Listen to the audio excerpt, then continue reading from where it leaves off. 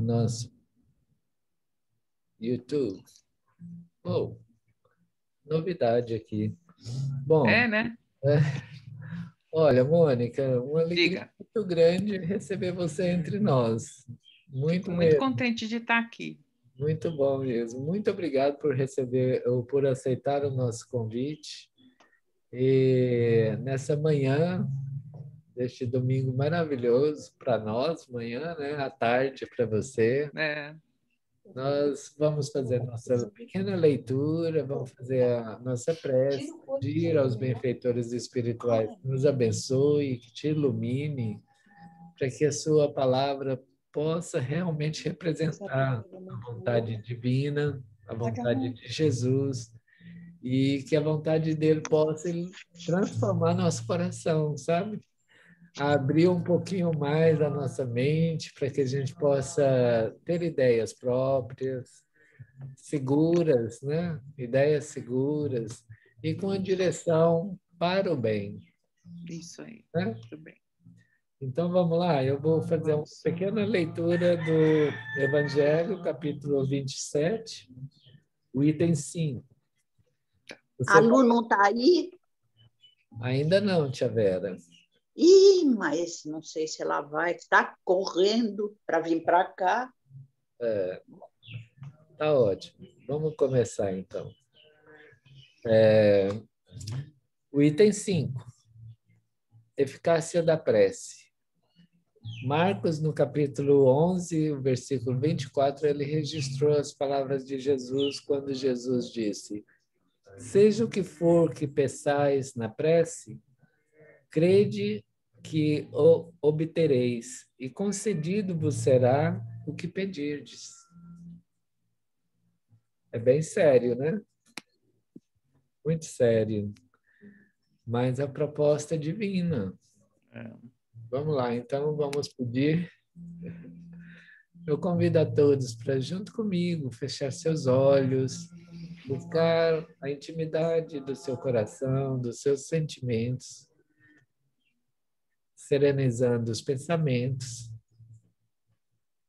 e de uma forma muito simples, muito acolhedora, permitir que uma imagem singela de Jesus, nosso mestre, guia e modelo, possa colorir, iluminar a sua mente e através desta imagem, desta conexão, nós possamos ampliar e alcançar Deus, nosso Pai, Criador, e agradecer pelo dom da vida, reconhecidos da paternidade, da divindade. Nós pedimos que abençoe o nosso lar, abençoe todos aqueles que conosco convivem, especialmente aquele que passa por algum desafio. Senhor, que não falte a proteção e o suporte. Jesus, nós te pedimos, Senhor, esteja conosco no dia de hoje. Abençoe a nossa reunião. Esteja entre nós, permitindo ainda que o nosso benfeitor, nosso anjo protetor, possa encontrar em nós uma sintonia segura, clara. Em teu nome, Jesus, em nome de todos que estão aqui presentes, nós iniciamos a nossa pequena reunião na manhã de hoje, dando-te graças. Que assim seja. Mônica, mais uma vez, o Instituto Espírita Allan Kardec de Mauá te agradece por você ter aceito o nosso convite e desejamos e pedimos que você fique muito à vontade, receba o nosso carinho e sinta realmente em casa, tá bom? Tá ótimo. É, Então tá. a princípio, eu te pediria para você fazer uma pequena introdução de você mesma, para que Tá. nós possamos aproximar um tanto mais do seu coração, tá bom? E Tá depois bom. fique à vontade para trazer sua mensagem. Maravilha. Tá bom. Então tá bom. Bom, obrigada, Paulo. Obrigada pelo convite. É uma alegria estar com vocês hoje aqui. E eu sou jornalista aqui em São Paulo, me formei e trabalho com comunicação a vida toda. Comecei no espiritismo mais ou menos por volta dos 20 anos, não nasci em berço espírita. E me encantei pela doutrina, pela questão realmente da lógica do encadeamento de fatos, me estimulou muito a questão investigativa e científica, isso me ajudou a me aproximar ainda mais da religião, né? E venho estudando desde então. É uma doutrina que exige da gente uma perseverança no estudo, na leitura, na concentração, na meditação. Então, isso tem sido muito positivo para mim, especialmente mais ao final da minha carreira, quando eu já comecei a gente diminui o ritmo da vida profissional, parece que a vida espiritual entra em aceleração, o que está sendo muito bom. Então, tenho participado de diversos grupos, grupos ecumênicos, grupos de pesquisa em universidades, e estou muito contente de estar trabalhando e conseguindo realmente melhorar o meu aprendizado e dividindo um pouquinho das coisas que eu já sei com pessoas tão bacanas como vocês. Então, a gente estava, quando eu conversei com o Paulo, ele me disse que você estava estudando o Pedi Obtereis, né? Que é um capítulo que vem logo antes da coletânea das preces espíritas. E ele fala justamente da prece. E aí, na sequência, ele apresenta Kardec, então, nos apresenta um monte de preces que são incríveis, aquela coletânea de preces é uma coisa muito bacana. Como é um capítulo e tudo no Evangelho é muito complexo, tem que ser bastante meditado, complexo não, mas ele dá bastante margem para a gente conversar e estudar, eu pensei uma ou duas ideias que eu queria conversar com vocês. A primeira começa no item 5, quando ele diz assim: seja o que for que peçais na prece, crede que o obtereis, e concedido vos será o que pedirdes. Isso é Marcos, que foi o que o Paulo leu no comecinho da nossa reunião. E aí a mensagem segue falando assim, mas por que a gente tem que fazer prece? Deus já não sabe tudo que a gente precisa? Ele já não sabe tudo que a gente tem que fazer? Para que fazer prece? Eu tenho que contar alguma coisa para ele? Né? Essa é uma questão que fica. Na sequência, ela diz assim, para que também fazer prece se já está tudo determinado? O destino já está estabelecido, nada vai mudar, Deus não vai mudar o rumo das coisas só porque a gente está fazendo uma oração. Né? E aí, assim, realmente, as leis gerais não são mutáveis, são imutáveis, e Deus não vai movê-las por conta da nossa prece. Mas nem tudo na nossa vida está escrito na pedra, né? Se o destino tivesse todo marcadinho, já estabelecido, coordenado, não teria nem o que a gente decidir. E sem a decisão, a gente não ia aprender. A gente não ia poder usar uma ferramenta, uma bênção que Deus nos deu, que é o livre-arbítrio, que é a decisão. É uma coisa tipo, se viesse um raio cair em cima da gente, não ia nem fugir, porque já estava tudo determinado mesmo, só deixa o raio cair. Então, não é essa a ideia e a intenção de Deus quando ele nos coloca na escola que é a Terra. Ele dá para a gente a razão, a inteligência e essa vontade de sempre melhorar para ver como é que a gente sai dessas situações. Como é que a gente desvia desse raio quando for possível desviar. Às vezes não é. Mas quando for possível, Deus quer que a gente use a nossa engenhosidade, a nossa inteligência para buscar uma saída, uma solução. E é assim que é o nosso processo de aprendizado. É a partir dessa liberdade de escolha entre um caminho e outro. Conforme o que a gente decidir, a gente vai arcar com as consequências. Isso para o bem e para o mal. Então, se eu decidir fazer o bem, eu vou receber o bem de volta. Se eu decidir fazer o mal, A gente já sabe, se a gente vem decidindo há bastante tempo, então a gente conhece essa história, né? Um pouco dessa questão de decidir, às vezes muito equivocadamente. Então, essa iniciativa que a gente tem de pedir permite que Deus nos conceda algumas coisas. Ele pode nos conceder alguns pedidos sem ter que mudar essas linhas gerais que regem tanto a nossa encarnação como todo o funcionamento do conjunto das leis de Deus.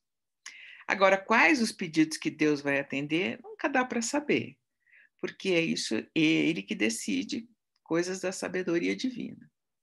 E os espíritos, quando a gente então conversa e pede, ora para os espíritos superiores, a mesma coisa, porque os espíritos superiores já sabem que o melhor que pode acontecer para a gente é a vontade de Deus. O Orson Welles, que é um diretor de cinema, ele tem uma frase muito interessante que ele diz assim: quando os deuses querem nos punir, eles atendem às nossas orações, tudo que a gente pedir, porque aí é o caminho certo para a gente perder completamente a estribeira.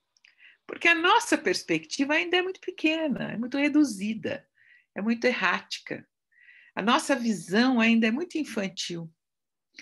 De onde a gente está aqui encarnado nessa trajetória terrena, é difícil para a gente ter essa perspectiva mais espiritual. Então, pode ser que uma coisa que a gente queira muito, queira ardentemente hoje, pode ser que não seja a melhor coisa para a nossa vida como espírito. Então, o melhor que a gente tem a fazer quando Deus não atende o nosso pedido, a gente ora, e ainda assim Deus não recebe, a gente não recebe de Deus a resposta que a gente gostaria, é pensar na perspectiva de uma trajetória espiritual.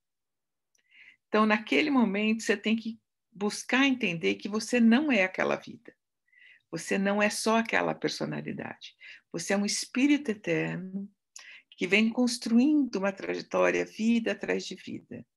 E é importante a gente sempre lembrar que a única coisa a qual a gente está condenado é a felicidade. Deus nos condenou para o bem eterno. Disso a gente não tem escolha. Todos seremos felizes. Olha que coisa boa.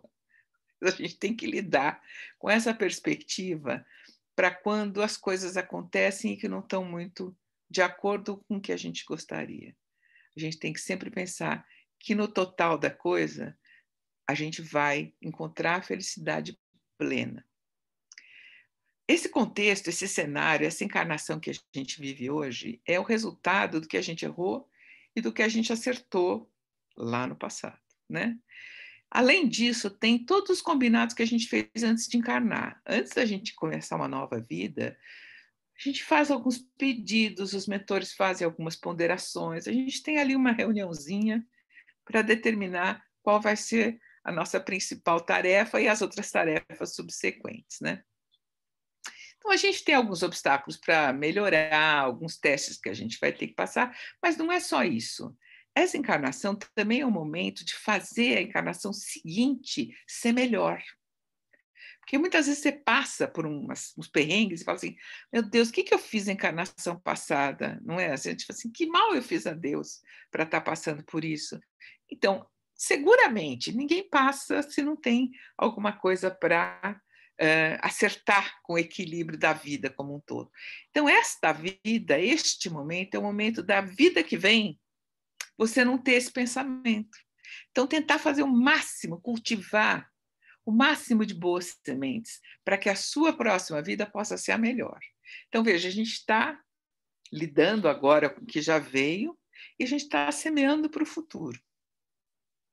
Então, essa coisa de planejar a próxima encarnação, de renovar o pensamento, de tentar não repetir o mesmo erro, porque com a nossa visão encarnada, com a nossa visão restrita, a gente quer ser feliz agora, mas Deus quer que a gente seja feliz para sempre. Quando isso acontece e a gente não consegue o que a gente tanto quer, a gente não fica feliz, a gente não gosta. Quando a prova é muito difícil e a gente encara nessa vida um sofrimento muito difícil, muito agudo, como perder um filho, perder um amor, uma falência séria, grave, um acidente que te deixa com sequelas irreversíveis, a gente normalmente diz, por que comigo? que foi que aconteceu? Qual que é o sentido disso? Muitas pessoas estão nesse processo que a gente vem vivendo de pandemia, vendo pessoas jovens, pessoas com filhos pequenos, que desencarnam e você fala, mas meu Deus, por quê?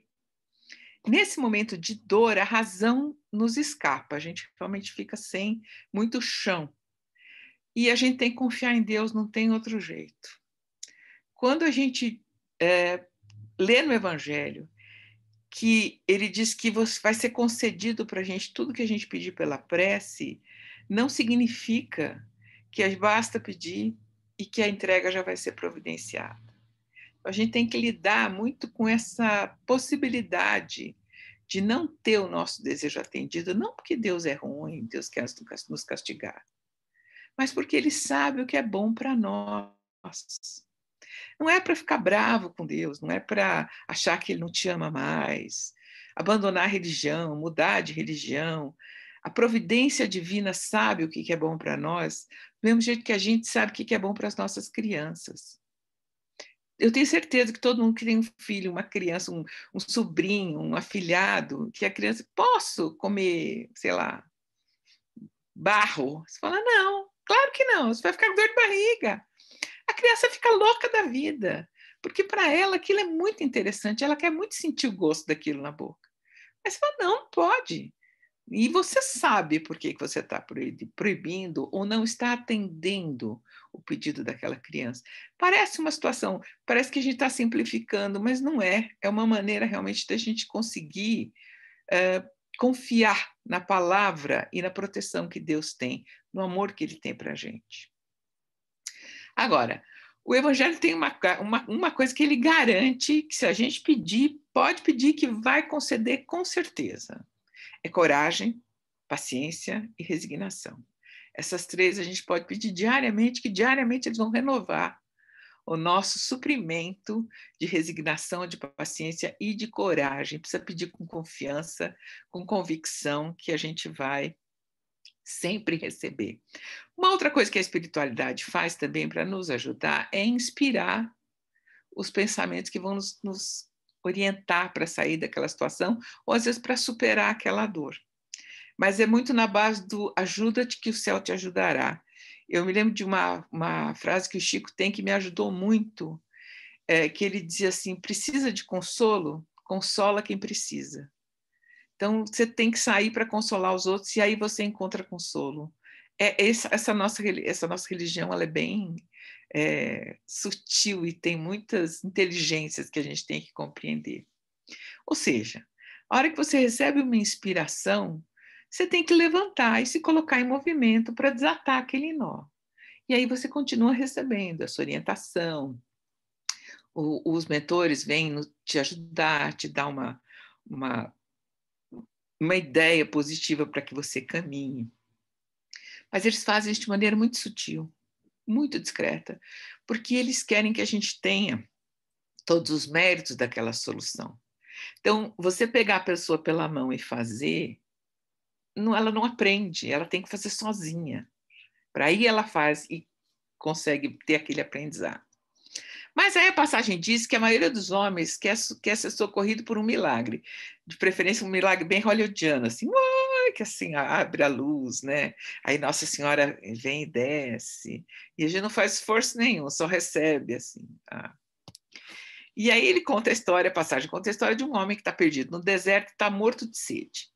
Aí ele faz uma oração, pede uma ajuda a Deus, e aí, em vez de aparecer um anjo com uma bandeja com uma água geladinha para ele, vem um espírito bom que se aproxima e fala para ele, olha, segue ali naquele caminho, que logo mais tem um rio que você vai poder matar a sua sede. Ele levanta e vai, encontra o rio, fica muito feliz. Se ele for um homem de fé, ele vai dizer, obrigada, meu Deus, que bom, que ideia boa, que maravilha, ainda bem que eu consegui essa inspiração. Se ele não for um homem de fé, ele vai falar, nossa, mas como eu fui esperto, que sorte que eu tomei aquele caminho que me levava para o rio. O acaso nos serve muito bem. Então, depende de como você vê o mundo, né? Mas aí as pessoas também perguntam assim, ok, tá bom, o anjo não precisava materializar lá com uma água na bandeja, mas ele podia chegar para o cara e falar, olha, você vai naquela direção que tem o rio, já explicar, deixar claro, para não ter nenhuma dúvida, e para a pessoa ter certeza que ela está sendo ajudada por Deus. Aí você fala, tá bom, mas qual que seria o mérito? Qual seria o aprendizado? E aí ele finaliza essa mensagem falando assim, pela incerteza, Deus põe à prova a confiança que o homem tem nele e também a submissão à sua vontade. Aí eu fiquei pensando, falei, sabe quando você fica numa frase assim, rodando na cabeça? E para mim, a interpretação que eu dei para isso é o seguinte, eu acho que Deus tem uma sutileza, tem uma delicadeza em nos orientar, porque nós é que somos grosseiros. A gente, essa coisa parece, cor, luz, né? Efeitos especiais. Não, Deus é muito mais sutil, ele é muito mais artístico. Então, quando a gente fala sobre Jesus, por exemplo, a gente fala que Jesus era o médium de Deus, porque eles tinham uma sintonia tão grande que muita gente confundiu quando ele disse: Eu e o Pai somos um. Acharam que eles eram a mesma pessoa, mas não é, eles somos um, porque eles estão em absoluta sintonia.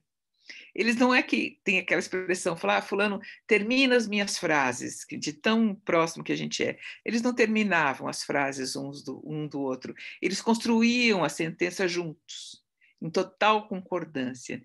Então, essa identidade, essa união de pensamentos, é isso que a gente tem que almejar.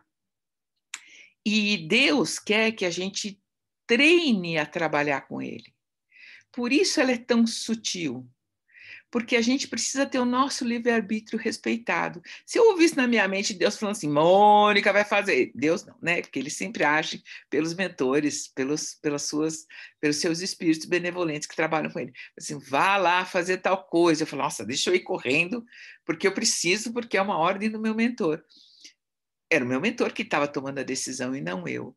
Então, quando ele dá esse pequeno impulso, a gente faz assim, será? Aí, quando você toma a decisão, é uma decisão sua.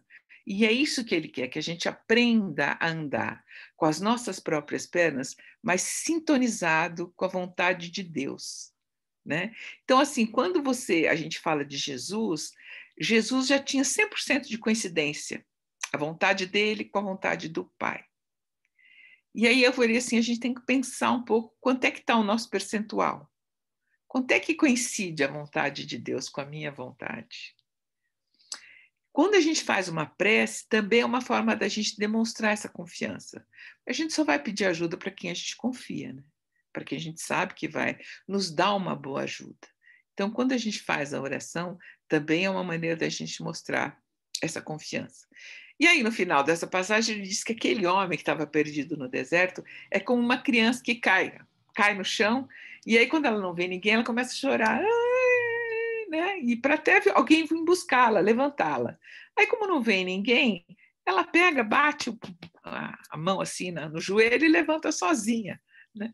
E eu achei muito bom, porque eu pensei assim, se os espíritos superiores estivessem sempre por perto, visíveis, disponíveis, e eu ia o tempo todo perguntando para eles, posso fazer tal coisa? O que você acha de eu fazer tal coisa? E ia ficar o tempo todo no chão chorando para eles virem me levantar, para eles virem me ajudar, porque claro que os mentores têm muito mais competência para tomar decisão que a gente, mas eles só chegaram lá caindo e levantando, como a gente está fazendo agora.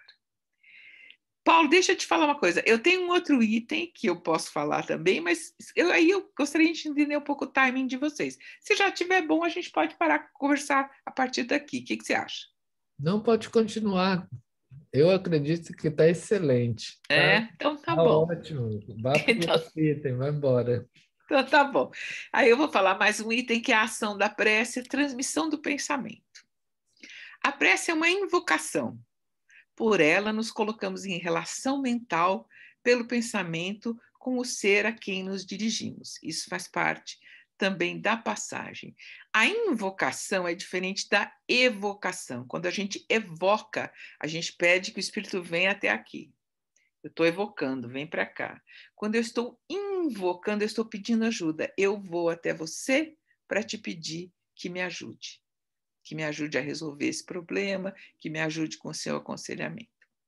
Aí a prece pode ser pedido, agradecimento ou louvor. Pedido é sempre a mais utilizada, mas faz parte, né?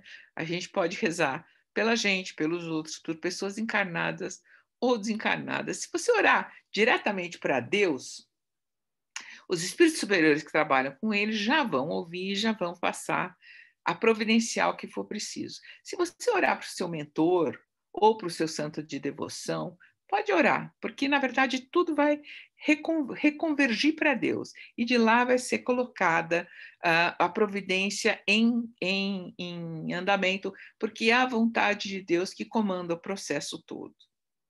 No item 10, ele começa uma explicação muito interessante, que é como é que o Espiritismo explica a ação da prece. Né? Ele tem um pouquinho de ciência aí para a gente entender. E eles fizeram essa explicação para as pessoas entenderem efetivamente qual é o efeito da nossa iniciativa de fazer uma oração. Então, a oração é uma transmissão de pensamento. Para a gente entender isso, é como a gente pensa na Terra, a gente está cercado pelo ar. Né? Quando eu falo, a minha voz é levada pelo ar. Se a gente estivesse no vácuo, vocês não estariam ouvindo nada do que eu estou falando. Mas a voz, ela tem um limite. Se a gente estiver muito distante, eu posso gritar quanto eu quiser. Se estiver muito longe, vocês não vão ouvir, porque o ar ele está restrito a uma certa distância. Bom, o pensamento também caminha da maneira como a voz caminha. Só que o pensamento caminha pelo fluido universal, que também está em volta de nós. Estamos todos envoltos em fluido universal. Quando a gente fala, a gente impulsiona o ar. Quando a gente pensa, a gente impulsiona o fluido universal. Pensou, o fluido universal recebe esse impulso. Só que, ao contrário da nossa voz, que tem um limite, o pensamento não tem limite, porque o fluido universal vai levando ele até ele chegar na pessoa que a gente quer que ele chegue. Pode ser encarnado, pode ser desencarnado, pode ser na Terra, pode ser no espaço. Isso funciona daqui para lá para cá, de encarnado para encarnado, de desencarnado para desencarnado. Então, é assim que os espíritos ouvem a prece que a gente faz. Não importa onde eles estejam, hein, gente? Pode estar em Vênus, porque o fluido universal não tem restrição. É assim que os espíritos se comunicam entre si, né? Porque é engraçado que às vezes a gente sonha e ele falava assim, mas eu me lembro que ele falou, mas não falava, a boca não mexia, porque é tudo mental, né? Não tem necessidade de falar. A comunicação é mental. E é assim que também as relações se estabelecem à distância entre encarnados. É muito mais difícil quando a gente está encarnado, mas a verdade é que pode acontecer também.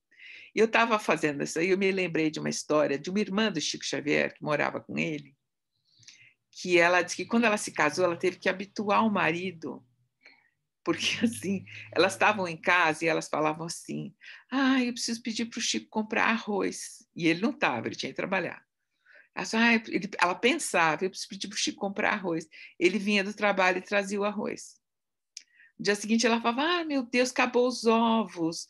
Sabe que o Chico... Aí ele vinha e trazia os ovos para ela. Então, quando ela se casou, ela fazia a mesma coisa com o marido. Ela pensava, eu preciso falar para fulano trazer arroz. Ele chegava em casa e não trazia o arroz. Ela falava, como assim? Porque para ela virou uma normalidade aquilo. Era uma comunicação que ela fazia com o Chico. Né? Ela pensava, ele ouvia, comprava arroz. Entrou no cotidiano. Né? Então, ela teve que se reeducar a falar para o marido, olha, traga arroz para mim. Muito interessante. Né? Então, quando a gente pensa nisso, nessa questão da prece, essa questão é uma ligação de celular sem celular, porque você está conectando com a pessoa. Só que, em vez de usar a rede de telefonia, a gente usa a rede do fluido universal. E é uma coisa bacana isso que esse estabelecimento de corrente fluídica, porque quando a gente pensa em alguém, a gente meio que liga para a pessoa e a pessoa fica com o seu número de celular lá no aparelho dela, né, de uma certa maneira. Por exemplo, eu gosto muito da Ivone, do Amaral Pereira, que é uma médium incrível, tem obras brilhantes, que ela conta as histórias das vidas dela. É uma coisa muito interessante. E eu li diversos livros dela ao longo de anos e tal, e ela fala muito isso, que quando a gente começa a estudar uma pessoa, um assunto, você vai se afinizando com esse assunto, né? Você vê, o próprio Chico ficou 2 anos com o André Luiz em contato com ele antes de começar a fazer as psicografias, para que eles pudessem ter uma afinidade, para que a vibração fluídica deles entrasse numa sintonia que facilitasse essa comunicação. Então, claro, você pode ligar para hoje, agora mesmo, se você quiser ligar para uma pessoa famosa, você pode, vai cair na caixa postal, mas ok.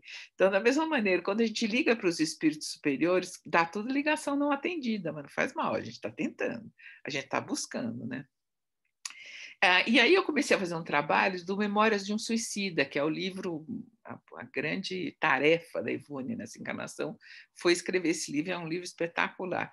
Então, quando eu estou lendo, resumindo, estou buscando ilustração para fazer a apresentação, eu estou ligando para a Ivone, para o Leon Denis, para o Camilo Castelo Branco, que é o escritor português que ali assina como Camilo Cândido Botelho, mas é o Camilo Castelo Branco. Então, cada vez que eu penso, que eu medito na história, nos ensinamentos, eu estou entrando em contato com eles, eu estou conectando. E fica também só na caixa postal, mas estamos lá, estamos tentando, né? Então, a prece vai exatamente nesse mecanismo. Quando a gente ora para o Dr. Bezerra, o nosso pensamento impulsiona o fluido universal que alcança o Dr. Bezerra e estabelece uma corrente fluídica com ele, uma relação mental. Vai o doutor Bezerra nos atender, ele pessoalmente?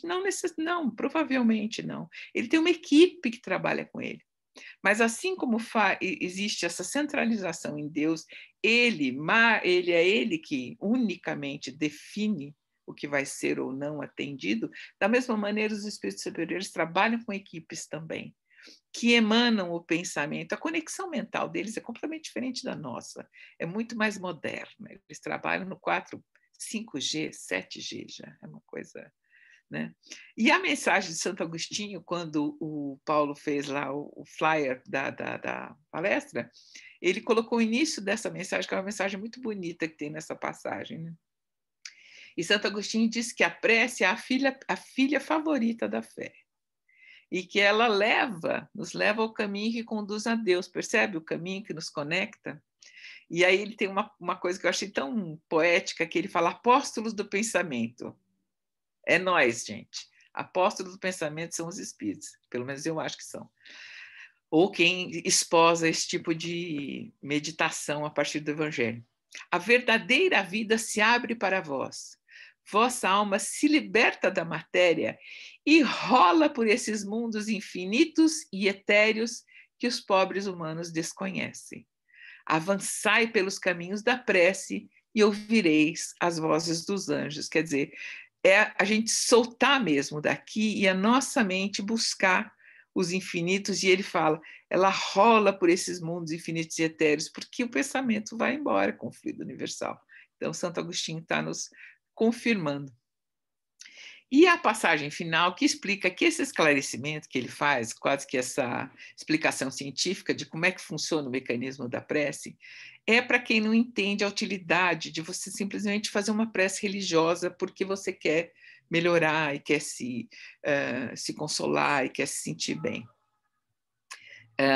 Não é uma questão de materializar a prece, mas de realmente entender como é que ela funciona. Né? Por que uma prece pode ter um resultado positivo? Mas é importante, por melhor que seja a sua prece, por mais concentrada, por mais elevada, ela vai estar sempre subordinada à vontade de Deus. É só Ele que pode dizer o que vai ser atendido e o que não vai. Como vai ser eficaz, qual vai ser o resultado que vai ser da sua prece. Então, a gente tem que continuar orando, a gente tem que continuar pedindo, porque Deus nos ama infinitamente, muito embora, às vezes, Ele nos deixe muito descontente com as provas que Ele que a gente mesmo, né, colocou para a gente, e às vezes a gente fica meio com dificuldade de esperar. Mas isso é um segundo, isso é uma fagulha dentro da nossa vida de espírito eterno, e essa visão é que tem que prevalecer. É isso, gente. Tomara que vocês tenham gostado. Muito bom, Mônica. Você abriu porta e fez conexões maravilhosas para nós argumentar, te perguntar e trocar ideias acerca da oração, da prece. Isso. Vamos ficar à vontade, abrir o microfone e, se vocês quiserem perguntar alguma coisa para a Mônica é o Google aberto. Mentira! Estou brincando. Olha, na medida do possível, a Mônica pode esclarecer e nós podemos conversar sobre essa relação direta com Deus, com o divino, com aqueles que nos cercam e motivam a nossa vida, né? Isso. Enriquecendo as experiências da vida com essa relação. Fiquem à vontade para perguntar, para comentar. Eu sou tagarela, viu, Mônica? Eu sou também.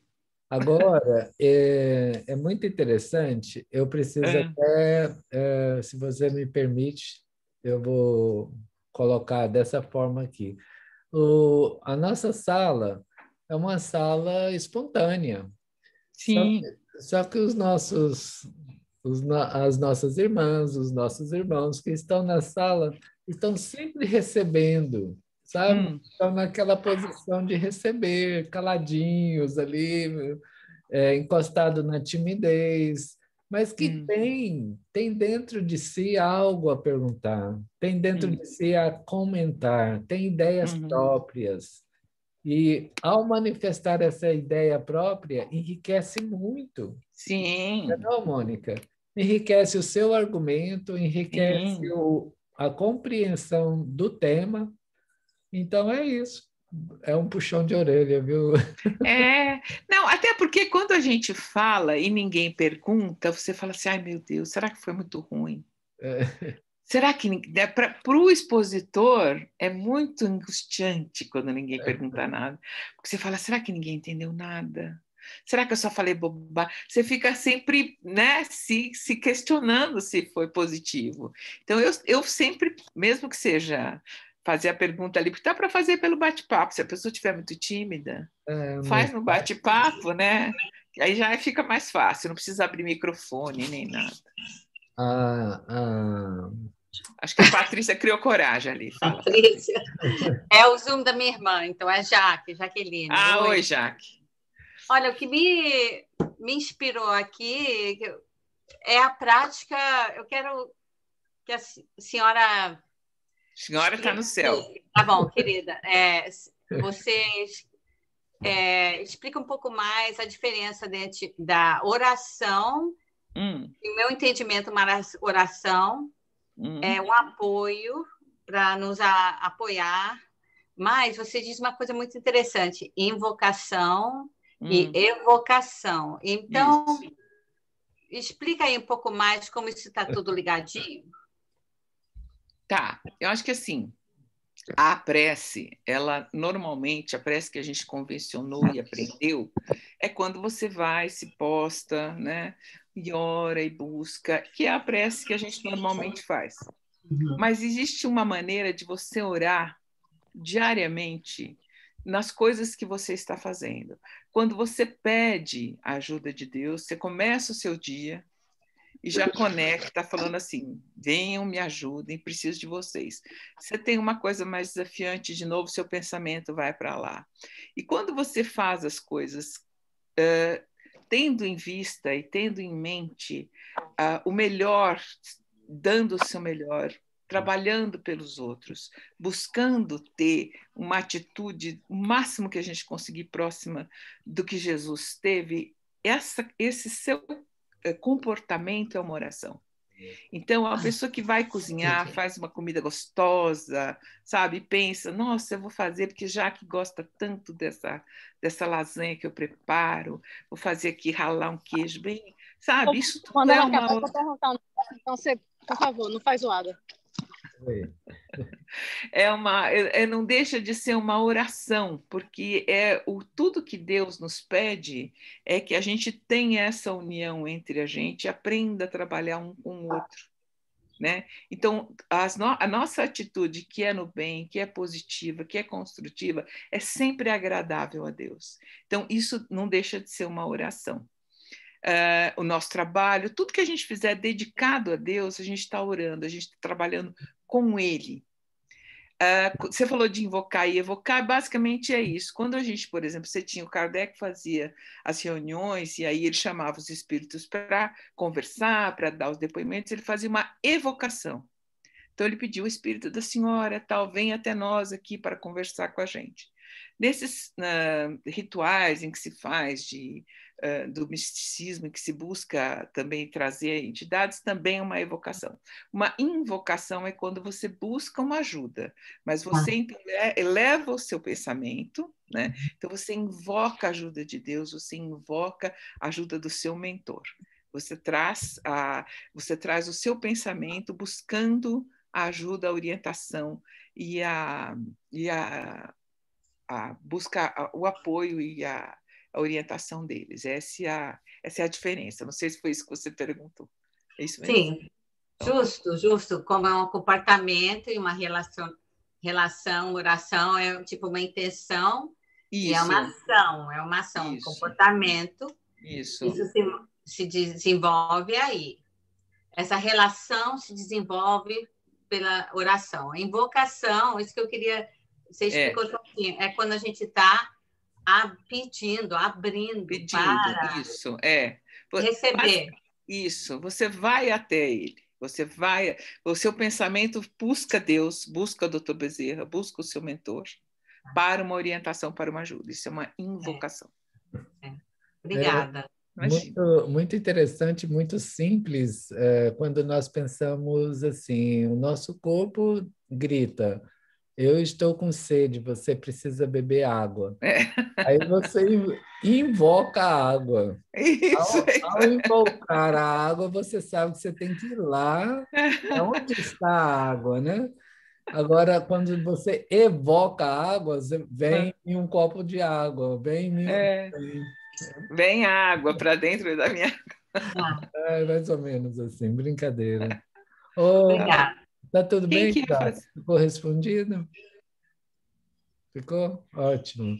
Maria, você gostaria de perguntar? Abre seu microfone, por favor. Você botou a mãozinha. Eu botei. Oi, gente, bom dia. Olha que gostoso onde ela está, que coisa boa. Que coisa gostosa, Maria. Como é que você pode?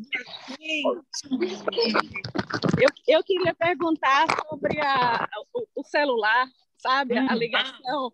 Como é que dá para fazer de three-way, né? 3 de 3, assim. Por exemplo, eu pedi para o meu filho, para minha filha. Como é que a gente faz isso na sua visão? Entendi. Quando você quer colocar mais alguém nessa ligação? Entendi. Então, assim... história, né? Na verdade, você tem...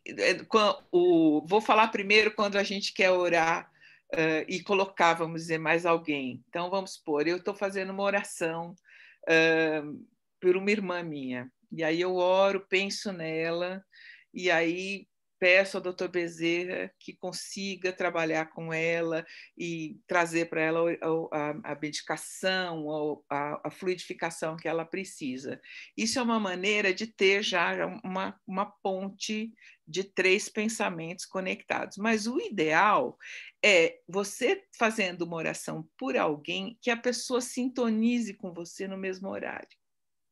Então, uma pessoa que tem necessidade, vamos supor, está adoentado, está com um problema que precisa resolver, falar hoje 10 da manhã ou hoje 10 da noite, vamos entrar em sintonia e vamos fazer uma oração juntas. Porque eles também dizem isso, quando a gente se reúne, a gente tem uma força maior de pensamento. Né? Nesse próprio livro da Ivone, ela conta como no Vale dos Suicidas eles recebem as orações que vêm de grupos que se reúnem para orar. Eles recebem essas vibrações do grupo. Só que o Kardec explica que o ideal é que seja uma oração harmônica, todo mundo pensando no bem. Porque ele falou, não adianta você ter um grupo orando, só que cada um está orando para um lado, né? Aí ele fica como um coral desafinado. Então, quando você vai buscar uma união de esforços, é importante que as pessoas estejam todas convergindo para um mesmo objetivo e aí elevando esse pensamento para Deus. Mas colocar mais alguém na ligação, eu diria que é isso. Vamos combinar da gente orar ao mesmo tempo. Agora, existe uma outra coisa que o Paulo falou e eu me lembrei. Tem um livro do André que eu não vou me lembrar o nome agora, mas começa com uma adolescente fazendo uma oração. E ela pede para a mãe ajudá-la, que ela está com um problema, a família está conflitada. E a mãe está em completa perturbação. Então, o que acontece? Eles refratam a prece dela. A prece chega na mãe, bate na mãe, a mãe nem ouve, ela está completamente conturbada, e vai para o mentor dela. Então, isso é uma maneira também, como você falou, ela vai desviada, isso acontece, a prece refratada. Ela bate na pessoa que não ouve e vem para o mentor, porque a menina tinha merecimento de receber essa orientação, né? Então, a conexão lá neural e de cabos de fibra ótica deles é espetacular. Não tem nada de material, começa daí, é tudo, né? Então, é muito importante quando a gente conecta. E aí você fala, muitas vezes a gente fala, nossa, pensei tanto no Paulo hoje, dali a 10 minutos o Paulo liga, oi, tudo bom? Você fala, nossa, acabei de pensar em você. É o nosso celular que está... Quanto mais afinidade a gente tem, mais isso acontece. Intercessória, né? Não é? Intercessão. Excelente. Tá bom, Maria? Ficou... Obrigada, tá maravilhoso. Muito bom. Muito obrigada. Imagina. E obrigada por ter vindo hoje também. Ah, prazer, irei sempre. Se Deus quiser, um dia eu vou pessoalmente. Olha que lugar maravilhoso, gente. Vivi, a gente lhe bota nessa prancha aqui, tá vendo? Obrigada. Obrigada. Obrigado, Maria. Clara, você quer perguntar? Sim, eu queria que você repetisse, na verdade, uma frase que você falou que eu achei bem interessante, que é através das incertezas que a gente desenvolve nossa fé, né? Quando a gente ora e através das incertezas. Foi isso que você disse? Então, é assim, na verdade, quando você tem uma orientação muito clara, que o Espírito vem e se materializa e diz assim, Clarissa, você vai pegar aquela gaveta e vai tirar tudo que tem dentro, vai arrumar dessa maneira. Isso tem, sabe para quem? Para quem tem uma missão muito braba, tipo Chico, tipo Divaldo. Aí eles têm mesmo, também porque eles estão metade aqui, metade lá, então eles já têm essa conexão muito próxima. Mas essas orientações muito específicas deixam a gente sem espaço de decisão. Né? Então ele vai falar, você vai colocar todas as coisas para um lado, aí você está pensando, mas eu não acho que tem que arrumar assim essa gaveta, eu acho que tem que ser de outra maneira. Então a sua vida, a sua encarnação é responsabilidade sua. Se o Espiritismo traz uma coisa para a gente, é essa autorresponsabilidade, essa autonomia, essa independência que a gente tem que ter, ao mesmo tempo tendo confiança e subordinação à vontade de Deus. Então, o que ele faz? Ele te intui. Clarissa, vai arrumar aquela gaveta? Aí você fala assim, vou arrumar aquela gaveta. Aí você abre e você vai fazendo as coisas do seu jeito. Se o mentor achar que você vai fazer uma bobagem, ele te dá um outro toquezinho e fala, será que não era melhor você trazer? Essa tinta vai derrubar, vai sujar todos os papéis. Será que não é melhor? Percebe? Ele vai te dando toques muito sutis, porque Deus trabalha de maneira muito... Veja, não é uma questão de falta de força, é uma questão de falta de materialidade. E Deus quer treinar a gente a ter essa percepção. Sabe aquele maestro que está tocando um naipe inteiro de cordas e ele fala assim, tem um desafinado. E ele vai, ele fala, é você. Porque aquele ouvido ficou treinado para pegar aquele sonzinho que estava meio tom fora. Então, é isso que Deus quer que a gente busque almejar, essa sintonia. que você fala assim, será? Sabe, quando você faz esse será, você já bota o seu pensamento e fala assim, vem cá, mentor, me ajuda, me dá uma luz aqui. Né? E principalmente na hora que você estiver mais nervosa, mais angustiada, porque nessas horas é que a gente faz mais bobagem. Quando a gente está muito envolvida pela dor, pela mágoa, pela tristeza ou pela tribulação da nossa vida encarnada. É a hora que você fala assim, eu vou fazer. Não. A gente tem que aprender a segurar e buscar essa ajuda, porque aí eles vão, e a gente vai bem, porque a gente é filho de Deus. A gente sabe fazer, mas a gente precisa buscar aquela notazinha que você fala, já sei, né? Então, a hora que você montar e organizar e botar as tintas de um lado, você vai lá e fala, nossa, eu fiz um trabalho maravilhoso, ficou muito bom agora. Eu vou conseguir trabalhar muito melhor, né? Nossa, eu adorei como eu fiz essa disposição, ficou super prático. Ao passo que se alguém tivesse dito para você, faça assim, faça assado, você vai lá, foi bonito o trabalho dele, gostei, mas não tem nada de mim, não tem nada da minha contribuição. Né? Então, essa incerteza, na verdade, é muito mais uma sutileza, porque é certeza que Deus está lá ajudando a gente, pelo amor. Né? Ele só falta ficar... Né? A gente não ouve, porque é difícil mesmo. Né? Tudo que está na Terra chama a gente demais. Né? O corpo chama, os nossos interesses chamam, ter que ganhar a vida chama, a gente é assim que funciona. Então a gente tem que realmente buscar essa perspectiva espiritual. Isso não vem naturalmente quando a gente está encarnado. A gente tem que puxar por ela. Cadê? Vamos lá, me oriente, entendeu? E aí isso nos ajuda, mas é sempre assim, de maneira muito sutil, muito delicada. Exato. Muito obrigada, viu? Imagina. Mônica, me recordo, lembra do filme Conan?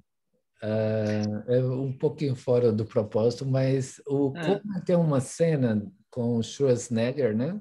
Uma cena muito interessante, eu lembro disso de criança, muitos anos atrás, que ele está preparado para enfrentar, para ir para uma guerra, para uma luta, uma batalha, e ele vai, sobe num determinado ponto e vai orar para os deuses.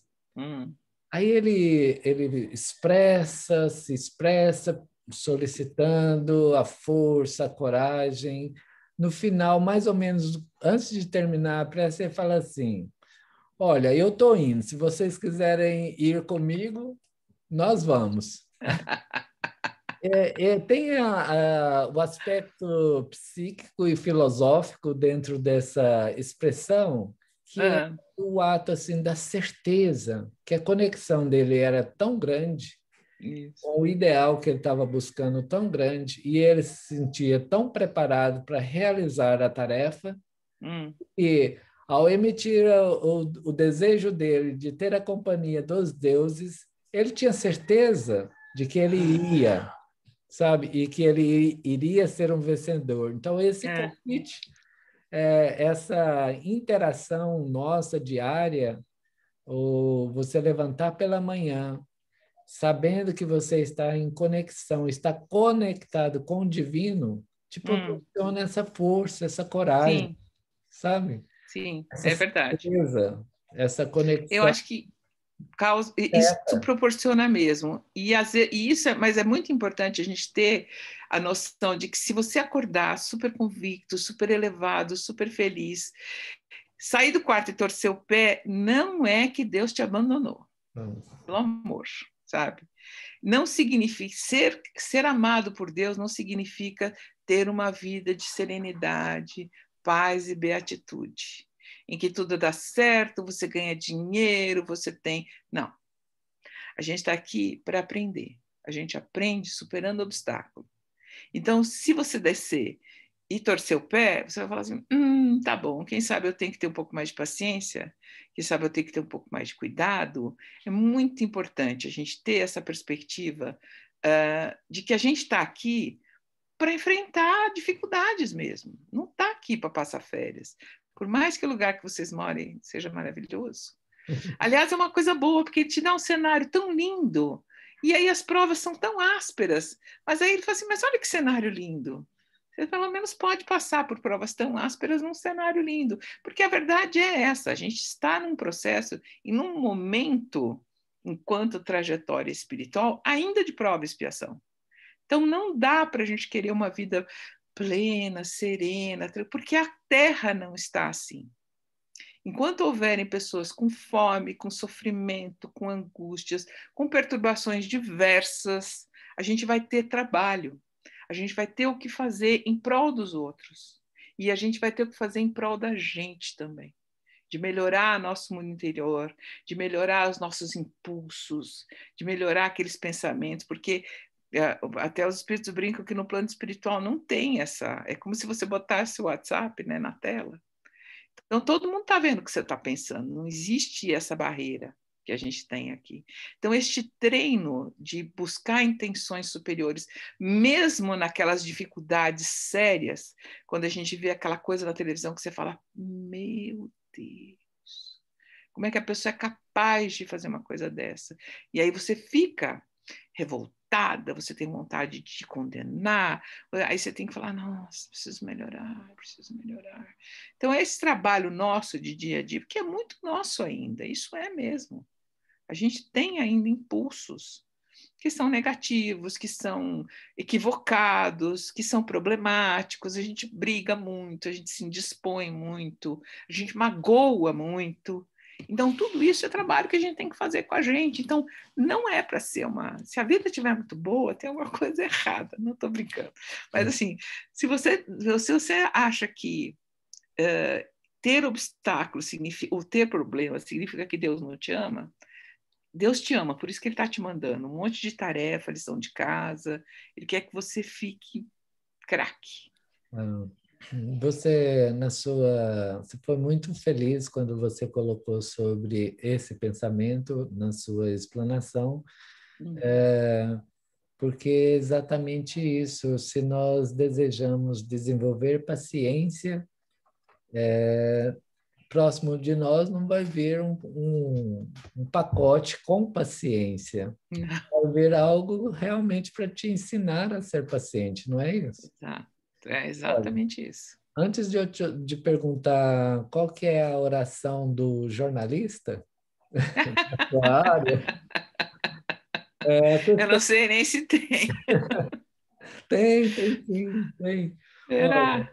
Nos itens do Livro dos Espíritos, a questão 658 começa questões que Kardec fez relacionadas diretamente à oração, à prece. Ele pergunta, agrada a Deus a prece?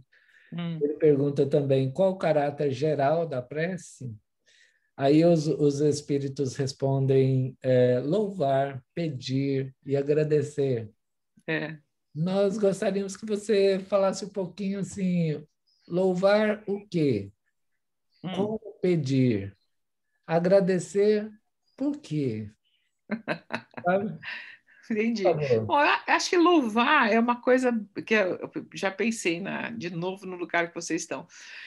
Porque assim, veja, Deus tem essa obra magnífica que começa na nossa estrutura corporal, né?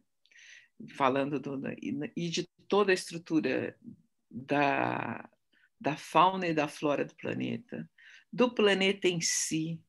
Então, só da gente olhar em volta, quando a gente está, por exemplo, envolvido pela natureza, já é motivo suficiente para você louvar. E aí você fala, gente, esse monstro verde maravilhoso que é essa árvore, ainda faz fotossíntese, né? Ainda me permite ter o oxigênio para eu respirar. E aí você tem coisas, por exemplo, eu tive um filho que teve que fazer um transplante de medula. E aí eles tiram o sangue e aí retiram só o plasma, e depois eles reinserem o sangue no organismo e as células de medula vão para a medula. Eu perguntei para o médico assim, mas como é que elas vão para a medula? Como é que elas sabem? Ele falou, não sei, elas vão. Entendeu? Então não tem como você não louvar um artista desse. E isso que a gente não sabe quase nada do nosso. Quando você começa a estudar o organismo humano, o sistema imunológico, tipo assim, a parte toda de encaixe de ósseo é uma coisa linda, é uma coisa digna de Michelangelo, uma coisa digna de Michelangelo, imagina. É assim, Michelangelo foi um súdito disso, mas é tudo muito bonito, muito bem feito, e é muito grosseiro do ponto de vista dos outros corpos que tem, né? Mas para nós já é uma glória. O mar, a maneira como a lua... Então, assim, isso para mim, louvar já é uma coisa maravilhosa. Acordar de manhã, poder andar com as duas pernas, né? Quando às vezes a gente tem qualquer tipo de dificuldade de mobilidade, você fica numa agonia, né? Você não vê a hora de tirar aquele gesso ou aquela atadura. Aí você pensa nas pessoas que nunca puderam andar com liberdade. Ou simplesmente... Eu tenho uma moça que eu sigo no Instagram, uma moça jovem, linda. Ela não pode comer. Ela não tem enzima digestória. Então, ela, desde que se conhece por gente, é alimentada por sonda. Mas é uma moça jovem, bonita, tem uma conta no Instagram. Daí você fala assim, é uma coisa tão básica, tão comer. Então, tudo isso para a gente tem que ser motivo de louvar.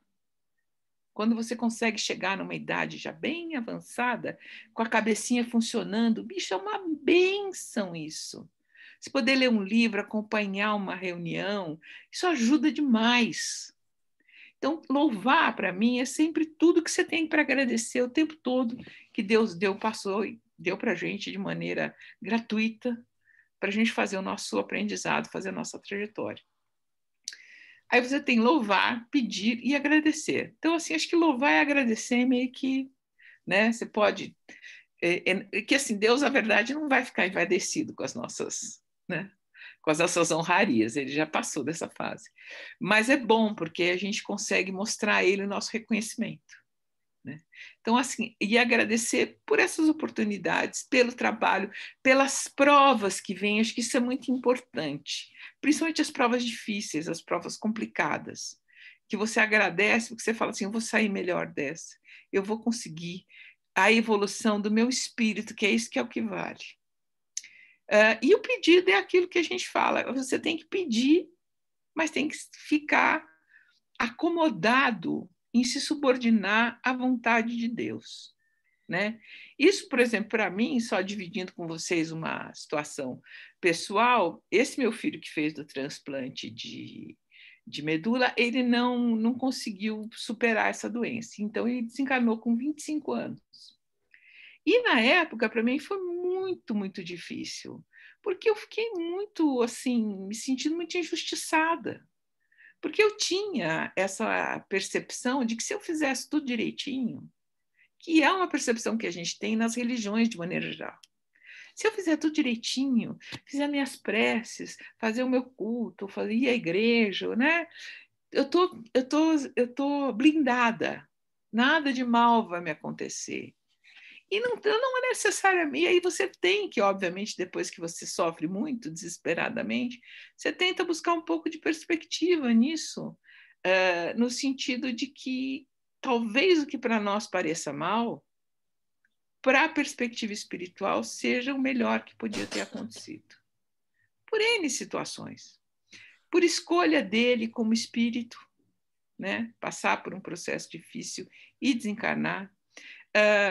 Por oportunidades que nos foram dadas de passar por essa dor e aí conseguir ter uma empatia maior com pessoas que passaram por uma dor parecida. Porque é sempre assim, né? Na espiritualidade, você é atendido, um suicida é atendido por um ex-suicida. Uma pessoa que teve um problema com alcoolismo é atendida por um ex-alcoólatra. Porque a pessoa sabe o que você passou. Ela sentiu na pele a tua dor. Então, ela consegue te ajudar com misericórdia sem te condenar.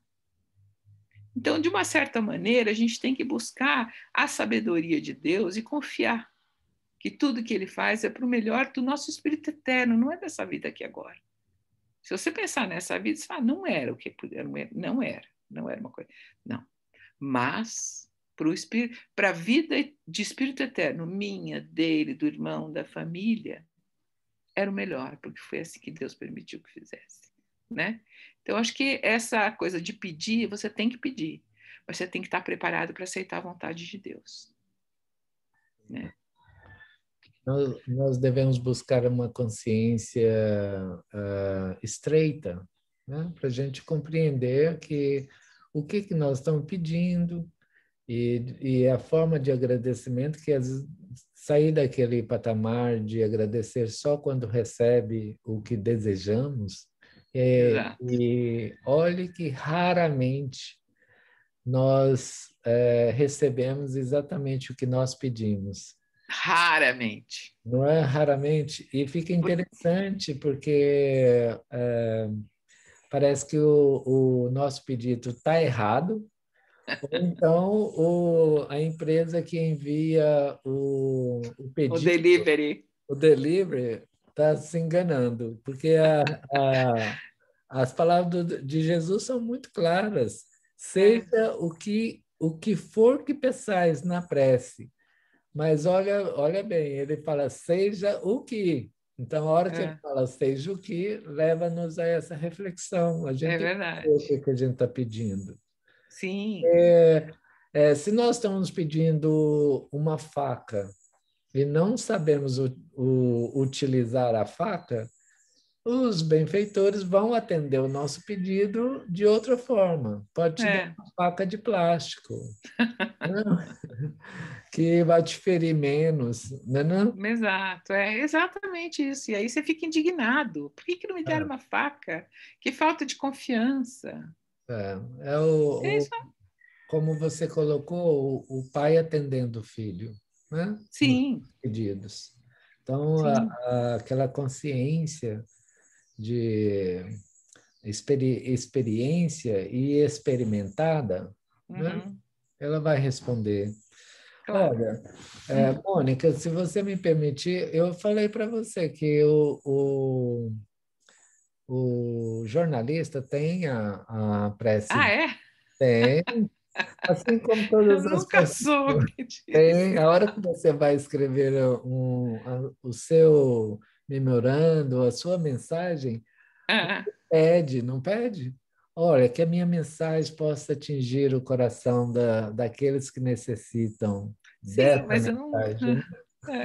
Mas uma prece específica para o jornalista, eu nunca soube que existia.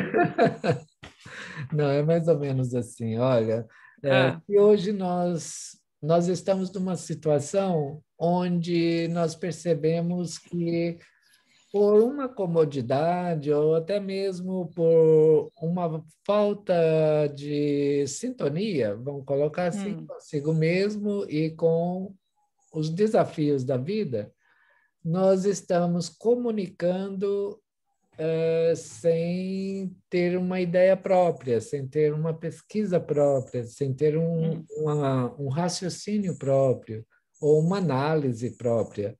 Passamos para frente o que ouvimos, ou o que vimos, e conforme a nossa perspectiva. E hoje o convite está muito nítido que nós precisamos auxiliar na nossa própria transformação, como na própria transformação da sociedade.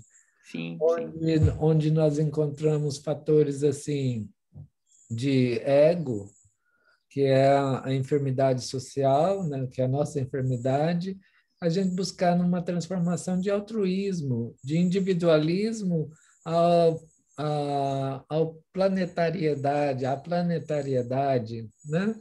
De indiferença à solidariedade, de competitividade à cooperação, de consumismo ao desapego. A gente observar esses detalhes de massificação ao individualismo, tipo assim, eu penso como todo mundo está pensando, não é isso? De preconceito à empatia, né? De solidão ao pertencimento. Então, se nós, em algum momento, nos encontramos e identificamos com um desses sentidos, desses sentimentos, esses fatores propulsores possam mudar a nossa perspectiva diante de desafios e a gente aprender a pedir, sim, a agradecer e louvar realmente o dom da vida, como você colocou. Não é isso? Hoje a nossa realidade é essa, diretamente. sim. Se desejamos algo dos céus, os céus esperam algo de nós. Claro, ajuda-te que o céu te ajudará. Né? Pedi e obtereis. Isso, em sintonia com a vontade de Deus. Mônica, tem muito trabalho para a gente. Tem. Olha, Mônica, muito obrigado. Nós estamos muito felizes, muito contentes com a sua Que bom, fico contente. presença. A sua mensagem seja útil para todos nós, no nosso dia a dia, na nossa semana. E antes das suas palavras, ou antes, nós gostaríamos de ouvir as suas palavras finais e te pedir que você possa fazer a nossa prece final. Tá bom. Por favor. Então, vou fazer das minhas palavras finais a minha prece, pode ser? Por favor. Então, vamos lá. Então, queremos, mestre amigo, neste momento, unir os nossos corações, Senhor, porque estamos geograficamente distantes, mas unidos pelo coração, unidos, Senhor, pelo ideal que tu deixaste aqui na terra e que vem iluminando o nosso caminho. Te agradecemos por essa possibilidade. Nos unimos pela afinidade do teu coração, já treinando aqui na terra a fazer a congregação espiritual que faremos quando estivermos no plano dos espíritos. Te agradecemos, mestre, porque mesmo diante de tantos desafios, de tanto sofrimento pelo qual passa o nosso planeta Terra, temos buscado soluções e alternativas que nos aproximam de corações amigos e que nos ajudam a conversar sobre a tua verdade, sobre o teu evangelho. Te agradecemos por este encontro tão agradável, por este momento entre irmãos de outras terras, como dizia Chico Xavier, em que possamos sempre estar juntos, sintonizados no bem, no crescimento e no estudo, porque o esclarecimento individual de cada um é fundamental para que a nossa inteligência se reverta em caridade, em solidariedade, em ações no bem. Obrigada, mestre. Protege o grupamento a que estamos hoje aqui reunidos, no Instituto Kardec. Protege as iniciativas em teu nome, em nome de Deus, e todos aqueles que buscam fazer o melhor e trabalhar por um mundo mais pleno, mais igualitário, mais humano. Obrigada, mestre, e que a tua luz possa estar conosco durante toda a próxima semana, para que depois possamos novamente reunir este grupo aqui que seguirá com o seu caminho e o seu trabalho tão exemplar, tão carinhoso e tão produtivo. Agradeço por esta oportunidade e te peço, Jesus, que nos despeça, abençoando a cada um de nós. Graças a Deus. Que assim seja, Mônica. Amém. Muito obrigado, viu? Obrigada a vocês. Vamos para o seu lar, para a sua vida, sua família. Obrigada. O Instituto Tá bom. Espírita Igualmente. te abraça e te agradece muito. Amém. Paz para você. Obrigada.